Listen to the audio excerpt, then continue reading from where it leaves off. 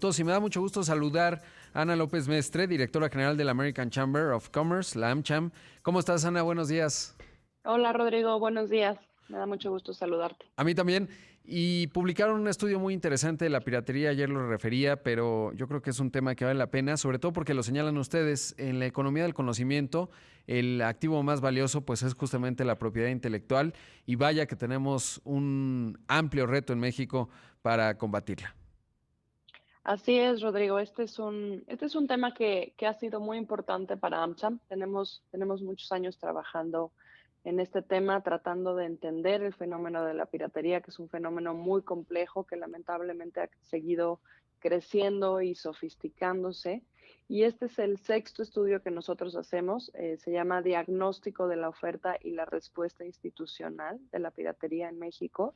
Y fue un proyecto, la verdad, muy ambicioso porque no hay un estudio como este. Es un estudio cuantitativo, pero también cualitativo. Esto quiere decir que participaron personas que viven y se ven afectadas por la piratería desde distintos ámbitos. Y decidimos hacer esto primero para entender las limitantes que enfrentan todos los actores que están involucrados en el combate a la piratería. Y segundo, justo para identificar qué estrategias de colaboración con las autoridades, la sociedad civil y por supuesto las empresas pudieran ser más efectivos. Sí, Es un, perdón, no, adelante. es un tema que además para AmCham es relevante porque tiene que ver desde luego con Estado de Derecho y con legalidad, que es parte de lo que promovemos, así como con establecer reglas claras. Y lo que tú decías, o sea, si queremos transitar a ser una economía del conocimiento, pues tenemos que generar un entorno económico sano. Y para ello, la piratería es un obstáculo enorme y además está relacionado con el crimen organizado, con una falta, afecta a la competitividad de las empresas. A veces pensamos en las grandes empresas o en los grandes logos, pero no solamente afecta a las empresas, afecta a la creatividad de los pequeños empresarios que están tratando de generar una idea y de competir en condiciones equitativas. Ya mencionabas cómo se ha sofisticado, sobre todo con las tecnologías de la información, obviamente el contenido bajo demanda o el streaming. Si hay una plataforma pirata, pues no debe ser un asunto sencillo. ¿Qué encontraron en términos de ello, de cómo se ha transformado? Es decir, ¿se sumaron nuevos métodos para tener piratería a los que ya había o se transformaron y dejaron de ocurrir algunos? Supongo, y por lo que puedo ver en la calle, pues a lo mejor ya no hay tantos puestos de DVDs piratas, pero ahora hay muchas plataformas que pues son totalmente piratas. ¿Qué ha pasado? Así es, la piratería avanza de manera muy ágil y además responde a la lógica de la demanda. Entonces, justamente lo que dices, ¿no?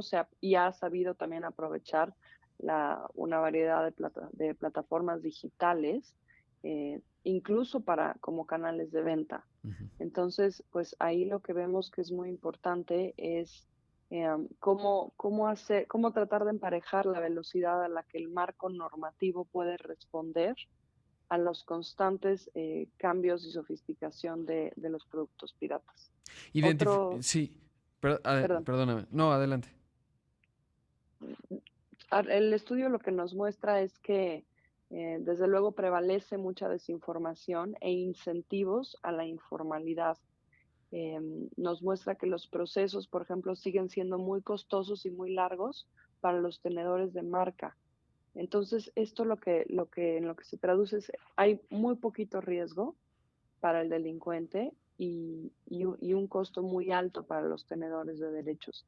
En México hay 19 mercados notorios. Uh Esto -huh. quiere decir que ahí hay una mayor concentración, ¿no? Y justo eso te quería preguntar, veía la Ciudad de México, obvio, Jalisco.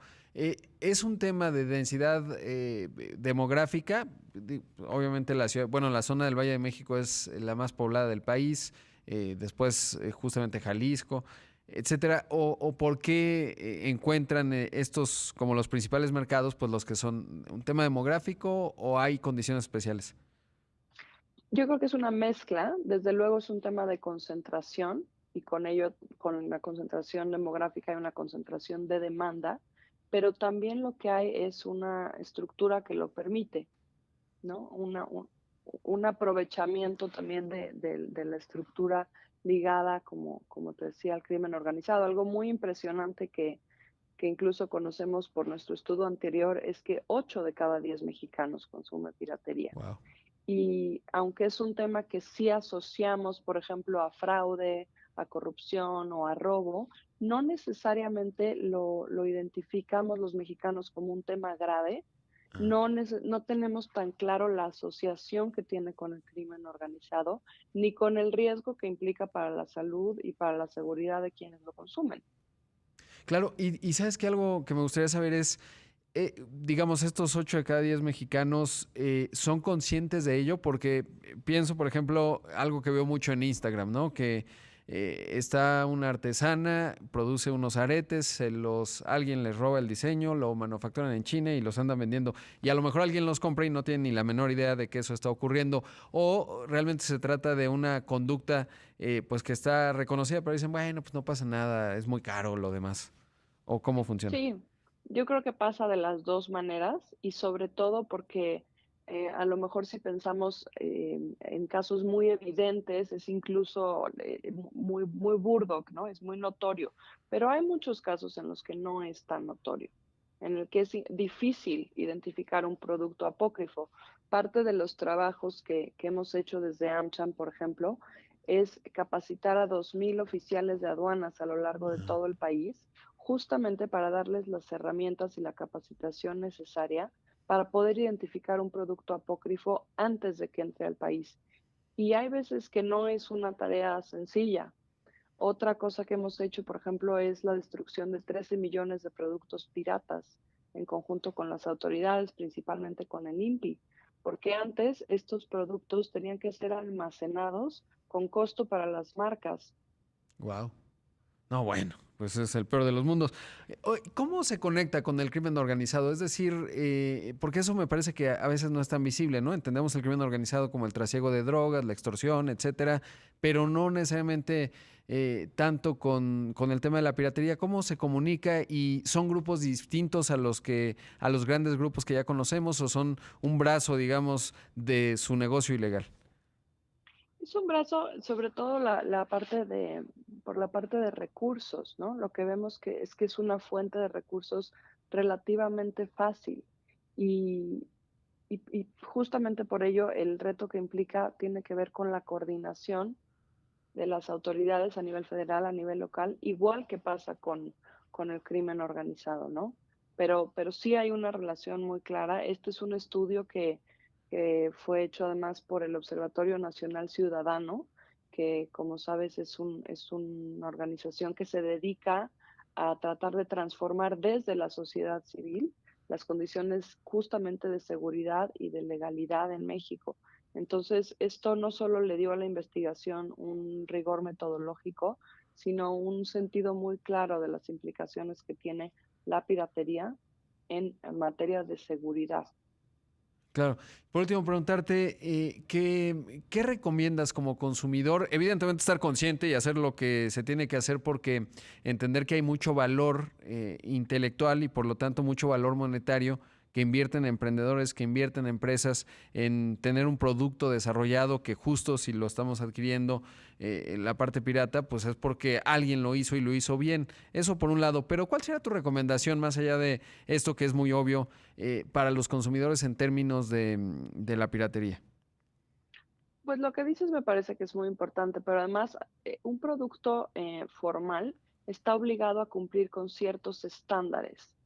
Entonces, si estamos hablando de un producto que lo consumimos para un tema, por ejemplo, de salud o algún tipo de software o algún tipo de herramienta, son productos que cumplen estándares de calidad y en ese sentido vamos a tener una garantía. De otra manera, pues no. Entonces, no solamente estamos contribuyendo a que se genere mayor informalidad y mayor ilegalidad, sino que estamos poniendo en riesgo a nosotros mismos y nuestras familias. Pues sí, es un tema esencial. Ana, muchas gracias por tomar la llamada y muy interesantes los hallazgos del estudio y lo que has compartido con nosotros esta mañana. Gracias a ti, Rodrigo. El estudio está disponible en las plataformas de AmCham. Es un documento muy interesante y, por supuesto, los invitamos a conocerlo. Claro que sí, muchas gracias. Buen día. Buen día.